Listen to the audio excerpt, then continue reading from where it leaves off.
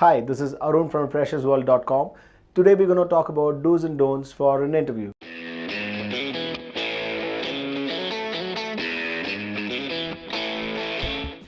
The first we're going to talk about do's and then we're going to talk about don'ts.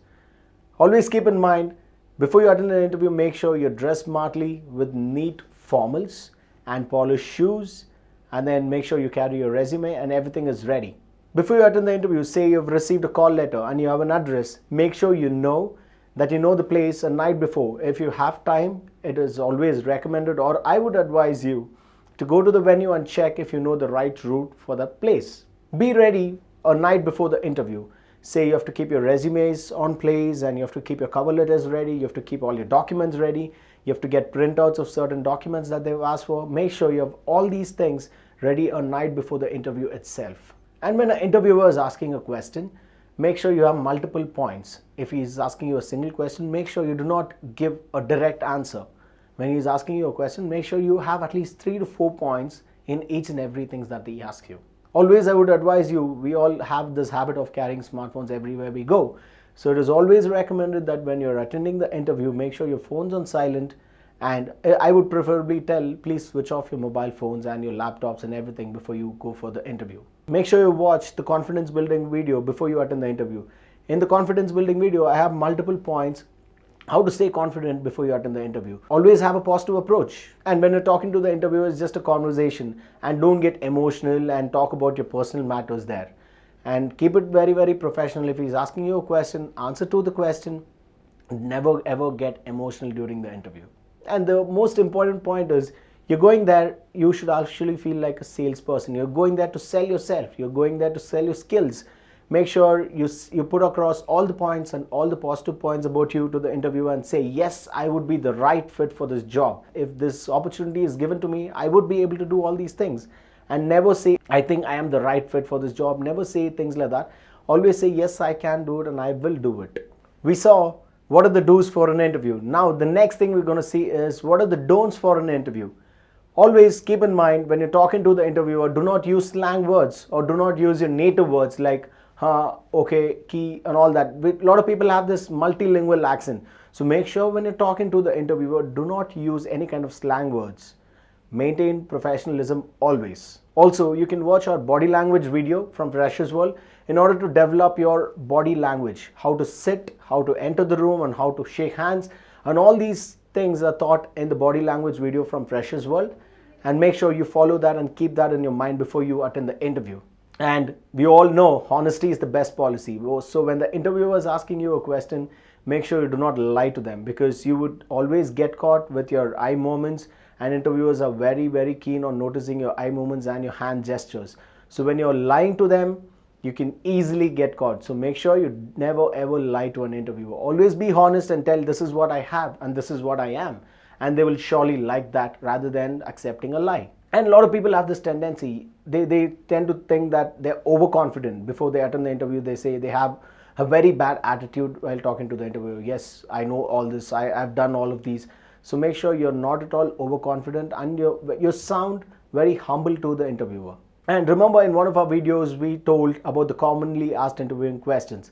In that, we spoke about, walk me through your resume. And a lot of people have this tendency, just read out their resume. They don't just talk, they just, they have their resume and they're just reading the resume from that. So make sure when you're talking to the interviewer, it's just a conversation. You don't have to be like a robot just reading what is there on your resume.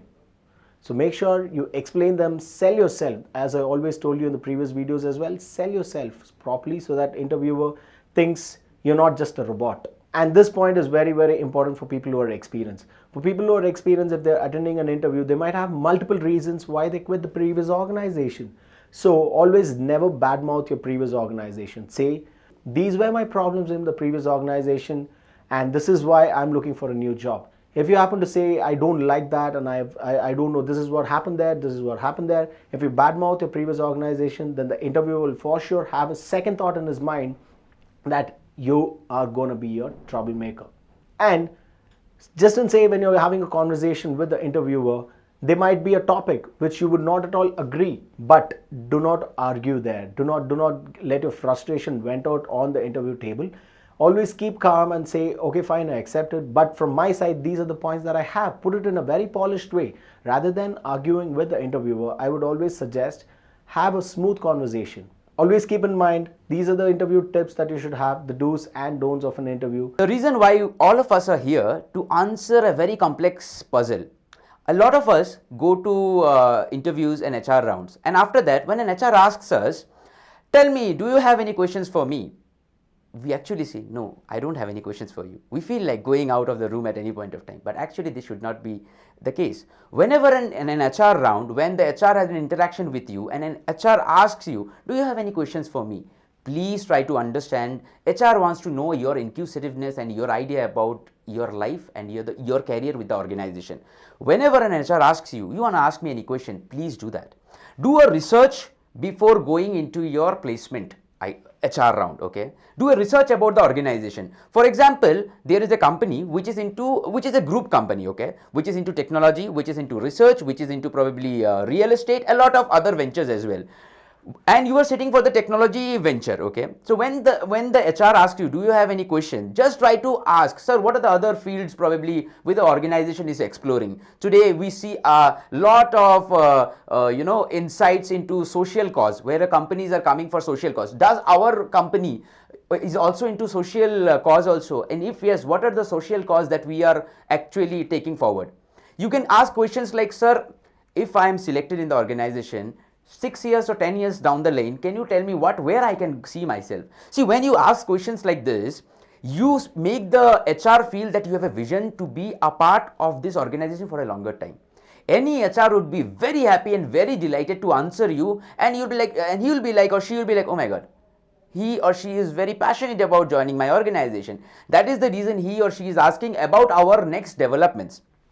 If you are a coder, you are not just investigating your mind into that, okay, what are the coding opportunities? You are asking what are the other opportunities the company is exploring. So you are interested to grow with the company, because you know if the company grows in the next 5 years, your career will also grow. And when you ask what is your growth in the organization in the next 10 years, you are indirectly giving the HR a vision that I want to be a part of this growing heritage culture. I want to know what is there for me if I am there with a long time with the organization. And any HR would love to answer you. So whenever such question comes in an interview that do you have any questions, please don't say no, no, no, no, no. Please try to ask him. Try to ask whatever comes to your mind, whatever clarification comes to your mind. Please never ask what would be my salary. Please. Okay, that would be anyway mentioned in your CTC whenever they would be discussing with you, or the JD that had been rolled out to you. Please don't ask it, reiterate it to HR when you are being asked. Okay, ask questions which add value to your knowledge as well. Doesn't matter whether you are going to be a part of the organization or not, but what matters is the experience that you had facing the HR for that point of time, and I'm sure it would be learning. So I believe this can be a solution to all your queries, that what if an HR asks me, do you have any questions? Okay. So wish you all the best for your future interviews, and like, comment and subscribe to our channel. Thank you so much.